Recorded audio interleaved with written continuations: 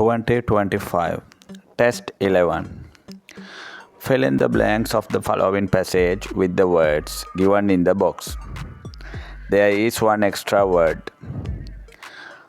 පහතින් දීලා තියෙන ඡේදයෙහි හිස්තැන් පුරවන්න කියලා කියනවා පුතේ අපිට මේ බොක්ස් එකේ දීලා තියෙන වචන වලින්. වැඩිපුර වචනෙකුත් එතන දීලා තියෙනවා කියලා කියනවා. බලන්න මේ ටෙස්ට් 11 දිහා. ඔයගලන්ට මේ පැරග්‍රාෆ් එක දිහා බැලුවම පේනවා බ්ලැන්ක්ස් තියෙනවා ඔක්කොම 14ක්. නමුත් බොක්ස් එකේ words තියෙනවා ඔක්කොම 15ක් තියෙනවා. එතකොට one extra word එකක් තියෙනවා. ඒක නිසා අපි මේක හොඳ කල්පනාවෙන් කරන්න ඕන ටෙස්ට් එකක්.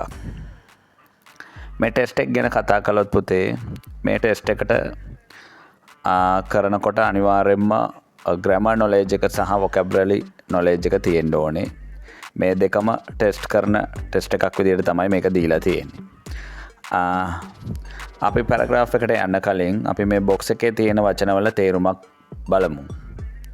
එතනදී මේ කුඩා වචනවල තේරුම් මම කියන්නේ හේතුව අපි ඒවා සාමාන්‍යයෙන් දන්නවා. අත්‍යවශ්‍යම වචනවල විතරක් මම තේරුම් කියන්න. බලන්න බොක්ස් එක දිහා. concentration කියන්නේ සාමාන්‍යයෙන් සිහි කල්පනාව එමත් නැත්නම් අවධානය සිහිය වගේ අදහසක්.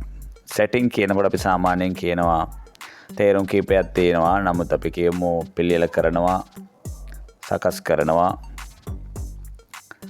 සහ පැරග්‍රාෆ් එකේ යෙදෙන තැන අනුව අපි ඒක බලමු පොඩ්ඩක්. mind කියනවා මනස, improve කියනවා පුතේ වැඩි දියුණු කරනවා, practicing පුහුණු වෙනවා, also තව දුරටත් focus අවධානය යොමු කරනවා, meditation භාවනාව.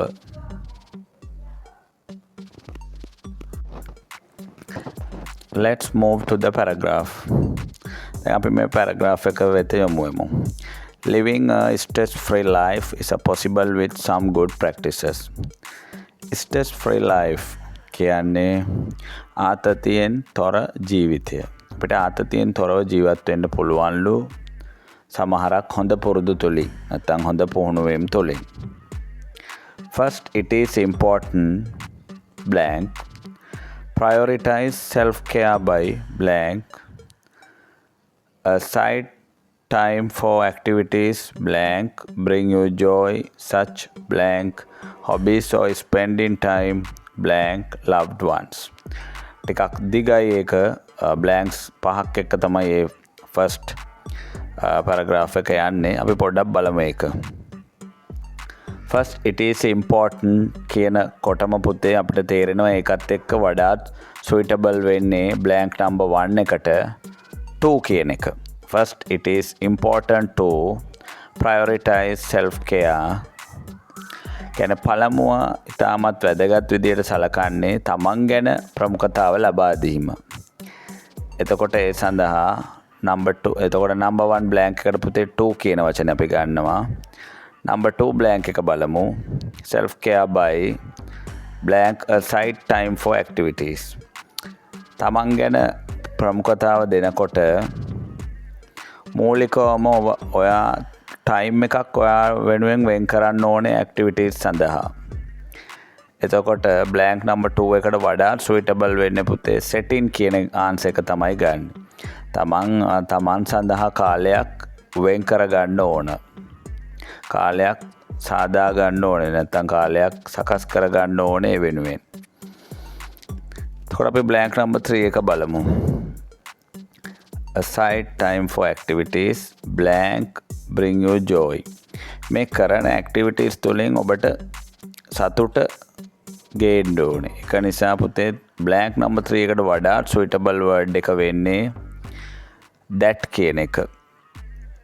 Aside time for activities that bring you joy such කියන word එක ඔයගලන්ට සාමාන්‍යයෙන් හොරුවක් තියෙන්න ඕනේ English language එක තුලදී. such as තමයි ගොඩක් දුරට භාවිතා වෙන්නේ. එතකොට blank number 4 as such as hobbies or spending time blank loved ones. එතකොට blank number 4 එකට පුතේ as. එතකොට ඇත්තටම අපිට සතුට ගේන ක්‍රියාකාරකම් විදිහට අපි දකින්නේ තමන්ගේ විනෝදාංශ සහ එහෙමත් නැත්නම් තමන් කැමතිම අය සමග තමන්ගේ ආදරණීයයන් සමග කාලය ගත කිරීම.